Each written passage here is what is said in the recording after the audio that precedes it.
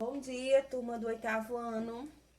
Tudo bem com vocês? Já fizeram a atividade que eu passei na nossa última videoconferência do conto de humor da velha contrabandista? Bom, quem não fez ainda, cuide em fazer para não deixar atrasar o caderno de produção textual, viu? Lembrando que a gente já tem aí 3 atividades referentes a esse bimestre, viu? Para vocês não deixarem acumular. Bom, semana passada eu falei com vocês sobre o aposto, que é aquele termo da oração que ele serve para dar uma explicação, certo? Ele traz uma informação a mais sobre um termo substantivo. Então, a gente tem alguns tipos de aposto, como um aposto especificador, um aposto explicativo, um aposto resumidor e o aposto enumerativo. A gente vai trabalhar sobre o aposto na correção da atividade essa semana na videoconferência. E aí hoje eu vou trazer um outro termo acessório da oração, que é o vocativo. Ele é muito simples, muito fácil, tá? O que seria um vocativo? Vocativo vem da palavra evocar, que é chamar, é um chamamento. Então, quando eu chamo alguém, eu estou utilizando um vocativo. Então, eu digo, Olaf, vem cá. Aí, Olaf vem pra cá, tá? Então, quando eu digo Olaf, aí eu estou usando um vocativo. É um chamamento, certo? Para alguém.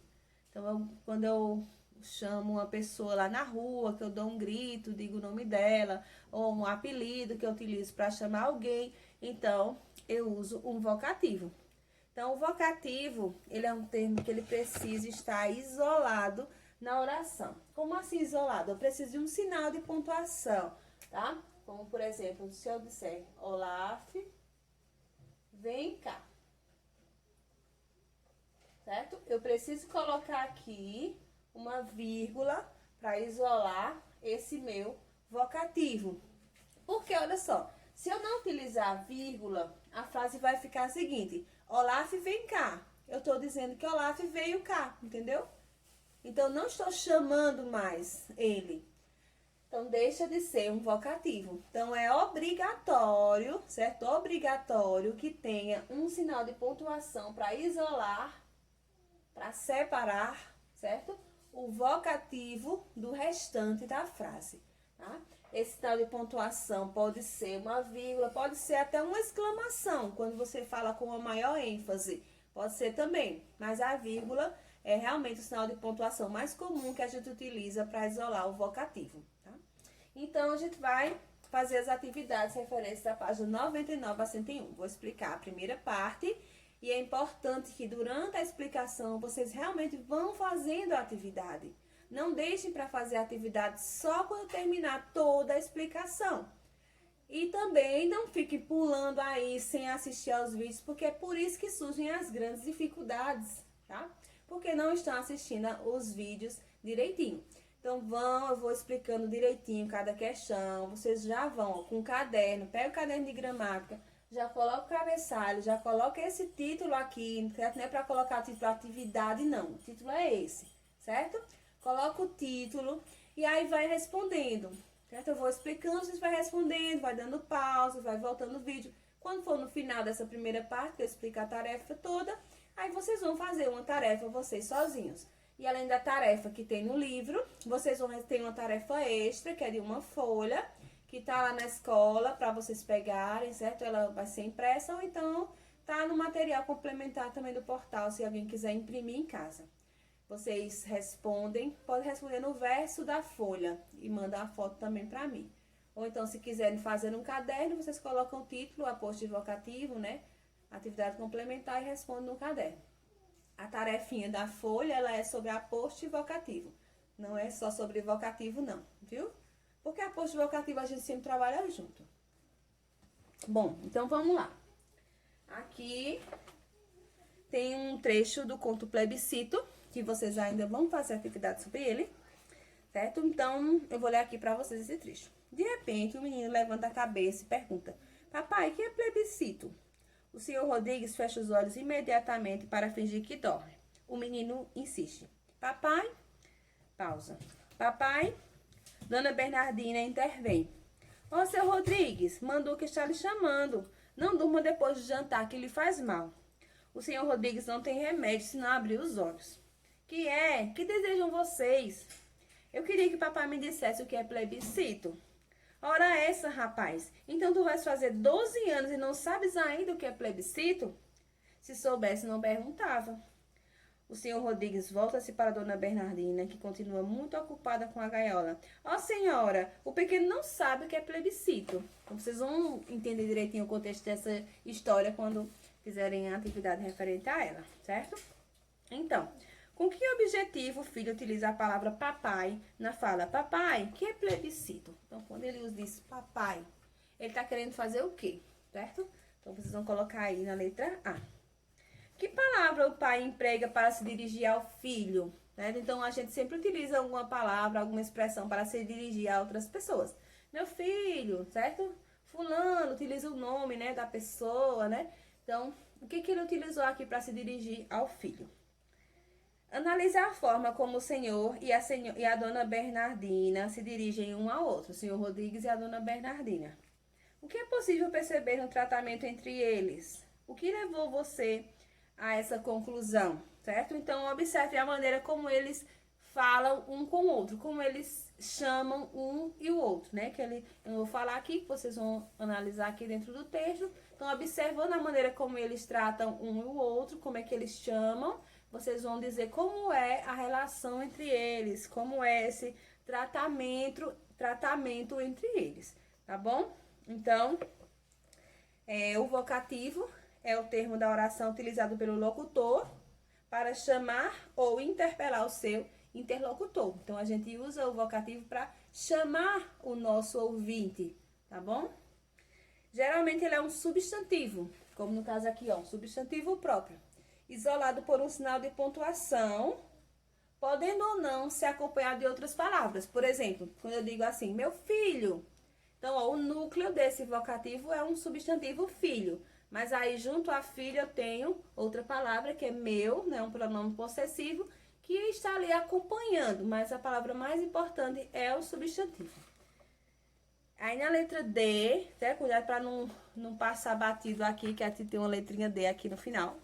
Que palavra acompanha o vocativo na última fala do trecho apresentado? Então, essa última fala aqui, ó.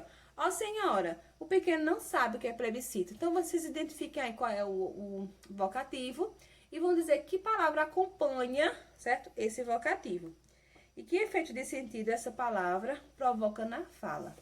Então, qual é o sentido dela aí nesse contexto? Vocês vão me dizer aí nessa letra D, tá bom? Então, vamos agora para a segunda questão. E aí, na página 100, certo? Vocês têm uma charge, que é esse gênero, né? Que vai trazer uma imagem, sempre com uma crítica social, que pode ter ou não humor, tá? Então, vocês observem com bastante atenção essa imagem, certo? O que está sendo retratado aqui nessa imagem. Vocês têm um livro aí, vocês vão olhar com bastante calma, certo? A frase que tem aqui é assim: vizinha, me empresta um copo de água limpa. Tem um personagem aqui que está pedindo água limpa para essa vizinha. Mas quem é esse personagem? Observe com atenção quem é esse personagem que está pedindo a água limpa, tá? Então, na letra A, pede para vocês descreverem um ambiente retratado nessa charge. Então, todo esse ambiente que existe aqui na charge, vocês vão descrever, certo? Com detalhes, logicamente. Na letra B, vocês vão dizer que relação pode ser estabelecida entre esse ambiente e a fala do personagem. Então, o que tem a ver esse ambiente que vocês descreveram e esse fato desse personagem pedir à vizinha que ela empreste um copo de água limpa, certo? Então, vocês vão explicar. Na letra C, pede para identificar o vocativo empregado nessa fala, que é essa fala que está aqui, né? No quadro. Vizinha, me empreste um copo de água limpa. Qual é o vocativo dessa frase? Qual é a expressão usada para chamar o outro? Em que posição da frase ela se encontra? Então, tá aqui, tá no início, tá no meio, tá no fim da frase. Em que lugar está esse vocativo? Agora, reescreva a fala de modo que o vocativo fique no meio da frase ou no final da frase. Então, a gente tem o vocativo, vou mostrar para vocês que ele pode mudar de posição certo? Sem problema nenhum. Então, eu vou dar uns exemplos aqui do vocativo em posições diferentes para que vocês possam fazer essa questão. Então, olha só, gente. Eu digo assim, ó. Ângela, o almoço está pronto. Então, aqui, ó, a palavra que eu usei para fazer esse chamamento foi Ângela, tá? Então, eu chamo essa pessoa pelo nome. Observem que aqui, ó, a vírgula isolando Ângela do restante da frase. Então, Ângela aqui está no início, tá vendo? No início, esse vocativo está no início da oração. Já nessa de baixo, a frase é a mesma, nos três. Só muda a posição do vocativo, ó. O almoço, Ângela, está pronto. Então, aqui eu estou chamando Ângela também, tá? Só que Ângela está no meio da oração. Lembrando que eu também não posso estar colocando no meio de qualquer lugar, não. Aqui eu coloquei entre o sujeito e o predicado, certo? Então, ó, isolada com vírgulas. Então, se ela estiver no meio da frase, tem que ter uma vírgula antes e uma vírgula depois, porque esse vocativo ele precisa estar isolado. Então, aqui está no meio. Olha, na outra. O almoço está pronto, Ângela. Ângela está aqui no final da oração, tá? Olha a vírgula aqui antes dele, fazendo justamente esse isolamento, que ele é obrigatório, como eu já disse a vocês. Então, vocês vão fazer isso nessa questão aqui, tá? Que é a questão a letra E da 2. Vocês vão pegar o vocativo, colocar no meio da frase, no final da frase. Observando sempre o sinal de pontuação, viu, gente? Não esqueçam. E aí, na F pergunta, com essas mudanças, houve alteração no sentido da fala? Houve alguma alteração na frase? Se eu mudei aqui de posição, houve alguma alteração? Então, vocês vão dizer sim ou não, se houve alteração, tá bom? Então, esse vocativo, como disse, ele pode ser deslocado. Toda vez que eu deslocar, ele precisa que se coloque uma vírgula, tá? Quando a gente fala, geralmente a gente não diz uma pausa, porque a vírgula a gente pensa logo, é uma vírgula para marcar uma pausa. Mas quando a gente fala direto, ó. Ângela, o almoço está pronto. Mas é importante que a gente coloque essa vírgula na escrita, certo? Então, é necessário uma vírgula, 2 pontos, reticências, ponto de exclamação, para marcar esse vocativo, tá bom? E aí, vocês vão ver aqui, pronto, no finalzinho da página 100 tem um retângulozinho, um quadrinho aqui, tá? Que vai falar sobre a questão da intencionalidade, que o vocativo pode evidenciar alguma intenção por parte do locutor. Não só para fazer um chamamento, tá? Quando ele diz assim, ó, não, rapazinho, eu nunca autorizei você a comprar nada. Ele não tá chamando ninguém, ele tá apenas fazendo uma ironia. Galera, se prepare que a viagem será o máximo. Aquela galera, né? É um termo bem informal.